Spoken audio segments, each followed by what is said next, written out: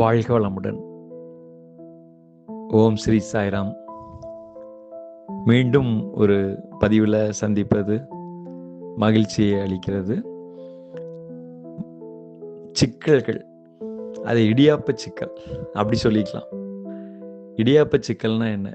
ஏன்னா சிக்கல் அப்படின்னு சொல்கிறத விட இடியாப்ப சிக்கல் அப்படிங்கும்போது ரொம்ப ஒரு அண்டர்ஸ்டாண்டிங்கான ஒரு சப்ஜெக்டாக இருக்கும்ல. ஏன்னா இடியாப்பம் நம்ம எல்லாரும் பார்த்துருப்போம். இடியாப்பம் அது எவ்வளோ தூரத்துக்கு ஒரு சிக்கலாக இருக்கும், அதுக்குள்ளே ஒன்றுக்குள்ளே பின்னி பிணைந்து இருக்கும் அப்படிங்கிறது நம்ம எல்லாத்துக்கும் தெரியும். இதே போல தான் நம்மளுடைய வாழ்க்கையில் இடியாப்ப சிக்கல் நிறைய இருக்குது. ஒன்றை தொட்டோம்னா இன்னொன்றில் போய் மாட்டிப்போம். சரி, அதில் இருந்து வெளியில் வரணும் அப்படின்னு சொல்லிட்டு அந்த இதை நம்ம ஒரு சொல்யூஷன் பார்ப்போம் அப்படின்னு போனோம்னா, அந்த சொல்யூஷனுக்கு போகும்போது அங்கே இந்த கிணறு தோண்டும் போது பூதம் கிளம்பின கதையாக அங்கே ஒரு புதுசாக ஒரு பிரச்சனை உருவாகி நிற்கும். சரி, அப்போ பிரச்சனையே இல்லாமல் மனிதனால் வாழ முடியுமா அப்படின்னா கண்டிப்பாக வாழ முடியாது. ஏன்னா பிரச்சனை கொடுப்பதற்குண்டான ஒரு அரும்பெரும் பிறவி தான் மனித பிறவி.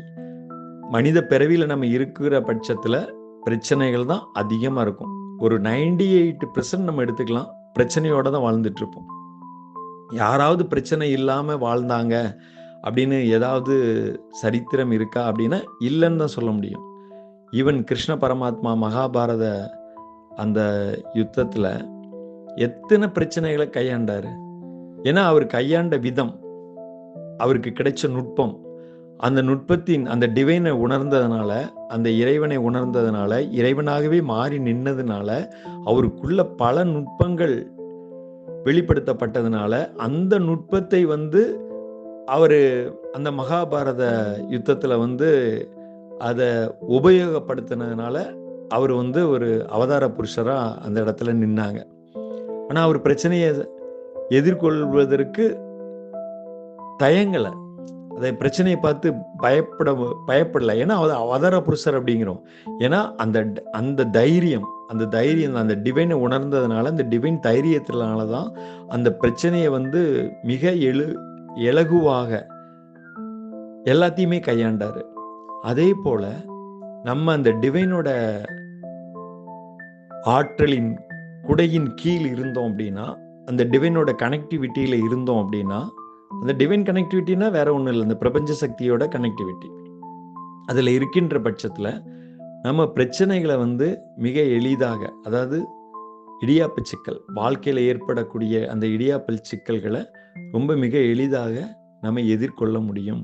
இந்த பிரச்சனை இல்லாத மனிதன் யாருமே கிடையாது. தயவு செய்து நம்ம எல்லாரும் புரிஞ்சுக்கணும். பிரச்சனை தான் வாழ்க்கை, வாழ்க்கை தான் பிரச்சனை.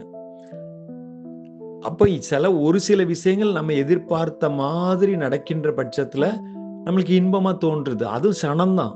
அந்த சனத்துல ஒரு நிகழ்ச்சியா போயிரும், கடந்து போயிரும்.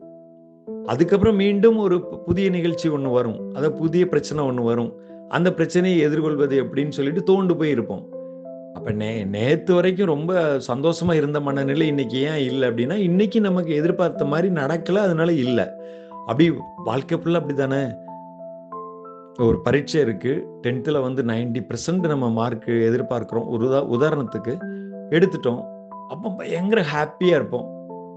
அப்புறம் +2ல பெர்சன்டேஜ் கம்மியாயிட்டு நம்ம 90% அதே எதிர்பார்த்தோம், 60% தான் எடுப்போம், தோண்டு போயிடுவோம். இப்படிதான் வாழ்க்கை. அப்போ வாழ்க்கையில பிரச்சனையை எதிர்கொள்வது என்பது நம்ம எப்படி நம்மளுடைய மன திடத்தை பொறுத்து இருக்கிறதோ அதுதான் இந்த பிரச்சனைக்கு உண்டான தீர்வா இருக்கும். அது இல்லாத நம்ம சோர்ந்து போய் இருந்தோம் அப்படின்னா வாழ்க்கையே இடியாப்ப சிக்கல் தான். மீண்டும் மீண்டும் சொல்லக்கூடியது என்னன்னா, வாழ்க்கை ஒரு இடியாப்ப சிக்கல் தான். பிரச்சனை இல்லாத வாழ்க்கை யாருக்குமே கிடையாது. அதை இடியாப்ப சிக்கல்கள்ல உழண்டு கிடக்கிறோம். அப்ப இடியாப்ப சிக்கல் தான் வாழ்க்கை, வாழ்க்கை தான் இடியாப்ப சிக்கல். நல்லா புரியுதுங்களா? அப்ப அந்த இடியாப்ப சிக்கல் இல்லாத ஒரு வாழ்க்கையை நம்ம தேடி போனோம் அப்படின்னா நம்ம மீண்டும் ஸ்ட்ரெஸ்ல தான் போவோம். அப்ப வாழ்க்கையே பிரச்சனை தான். பிரச்சனையை எப்படி எதிர்கொள்வது, பிரச்சனையை எப்படி சமாளிப்பது, அந்த இடியாப்ப சிக்கல்ல இருந்து எப்படி நம்ம மீண்டு வருவது என்பதை நம்ம புரிதலுக்குள்ள கொண்டு வந்தோமே ஆனால் நம்ம வாழ்க்கை ரொம்ப சுவாரஸ்யமா இருக்கும். மன நிறைவோட நம்ம வாழ்க்கையை கொண்டு செலுத்தலாம் என்பதை கூறி, அனைவருக்கும் வாழ்க வாழ்க வளமுடன். ஓம் ஸ்ரீ சாய்ராம்.